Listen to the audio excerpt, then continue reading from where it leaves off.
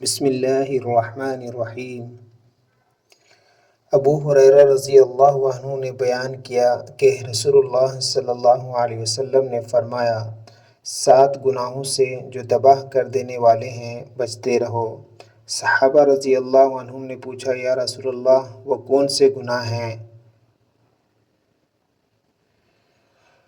آپ صلی اللہ علیہ وسلم نے فرمایا، اللہ کے ساتھ کسی کو شریک ٹھہرانا، جادو کرنا، کسی کی ناحق جان لینا کہ جسے اللہ تعالیٰ نے حرام کر دیا ہے، سود کھانا، یتیم کا مال کھانا، لڑائی میں سے بھاگ جانا، پاک دامن ایمان والی عورتوں پر تہمت لگانا۔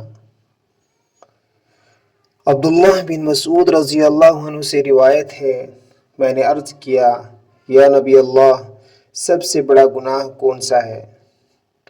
آپ صلی اللہ علیہ وسلم نے فرمایا کہ تم اللہ کا شریک بناؤ حالانکہ وہی تمہارا خالق ہے۔ میں نے پوچھا، پھر کون سا؟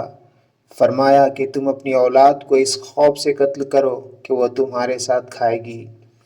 میں نے کہا، پھر کون سا؟ فرمایا کہ تم اپنے پڑوسی کی بیوی سے زنا کرو۔